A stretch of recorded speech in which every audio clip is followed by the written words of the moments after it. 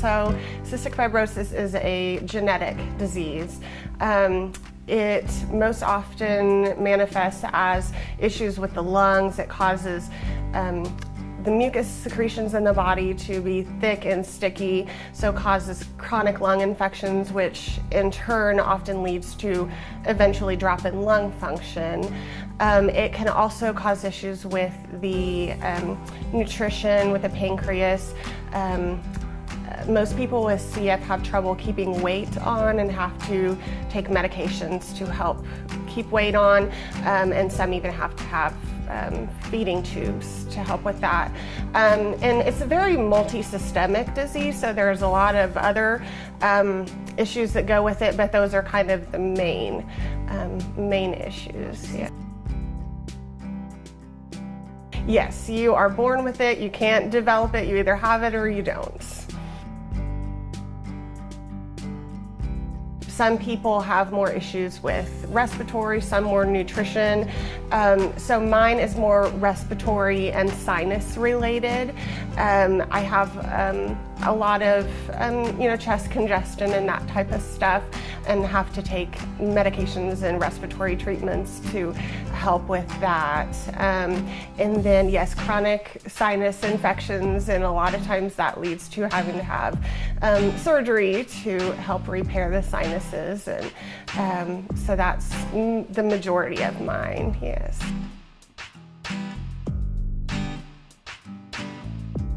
Yeah, it's more kind of just time consuming in that way. I mean, the first thing I do in the morning is take respiratory treatments, and oftentimes one of the last things I do in the evening. And then I just try to fit work and childcare and everything in between. I just kind of make my illness regimen make it fit into my day.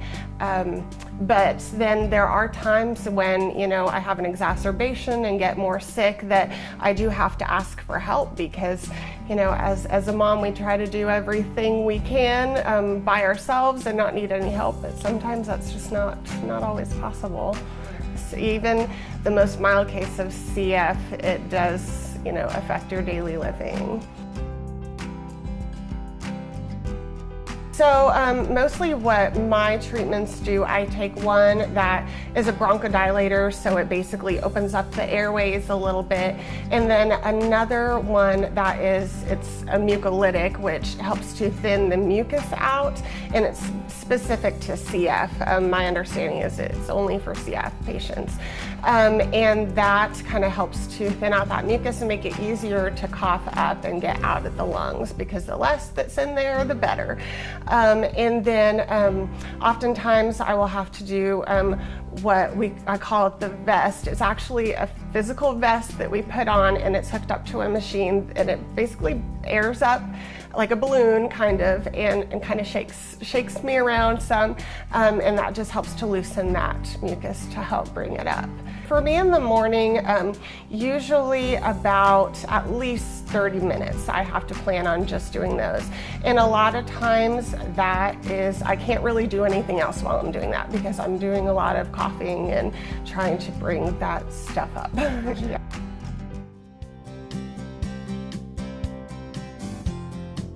The idea came together on a Tuesday night bike shop ride.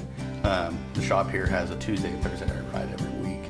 And we went out and we kind of discussed the fact that Great Bend didn't have a cycling event to really throw its hat on and say, this is ours. And so we kind of started with that goal, and we got to talking about, man, a beer really sounds good. We all like craft beer and we all like barbecue. What if we could throw it all together? Myself and Neil Frizzell really started talking about it.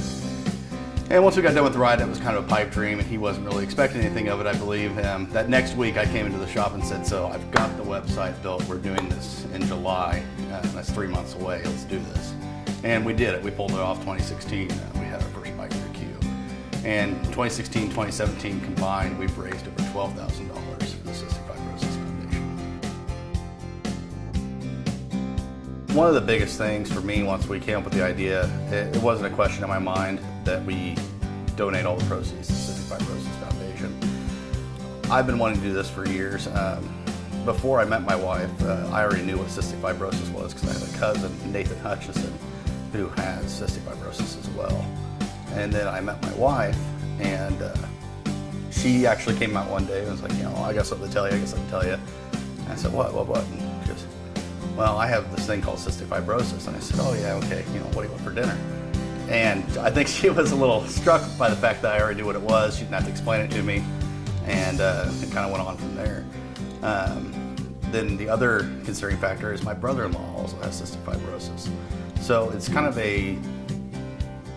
it's a cause that I'm never going to get away from. I mean, not that I want to, but it's a cause that is a part of my life. There's no way, shape, or form of getting around that. It is a cause. It is a cause of my life, and I'm not a doctor.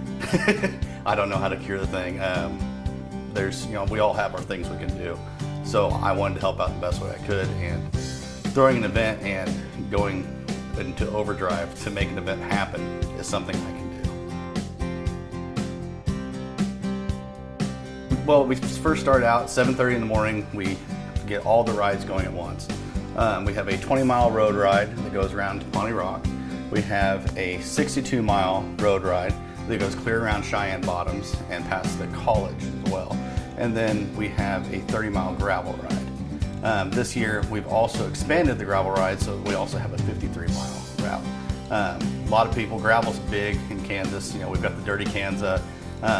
Gravel is key, I think, for an event anymore, and we're trying to get ourselves on the map with that. Brew Expo at 1 o'clock and go clear till 4 o'clock. And this year, there are over 50 beers to try at this event. So the other thing I like to tell people, we get a lot of questions about, well, you're going to have Coors Light out there, you're going to have this.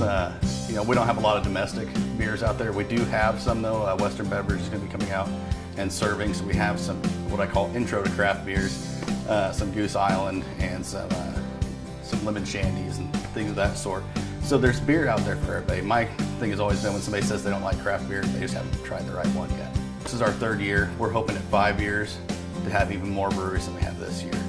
Last year we had 7 breweries show up. This year we have 15 breweries coming. There's completely enough room out there. If we wanted to have 30 breweries, we could. What we need is the community support and people to show up, to show these breweries that, yeah, Great Bend is the place to come to serve some craft beer.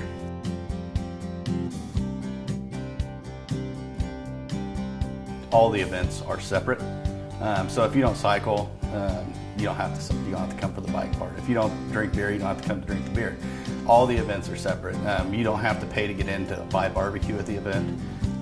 You can do all 3 events, or you can do one of any of the events. It doesn't matter. Anything and everything is open to you out there. So come on out, and even just, if you want to peek in and see, hey, this is something I want to come to, feel free. The fact that we get as much support as we do just blows my mind. Between our sponsors, our vendors, we have breweries who love showing up every year. They tell us, oh heck yeah, we're going to be back next year because this is a great event. And when somebody tells you that you're doing a good job at your charity event, it really just kind of fills your heart with love.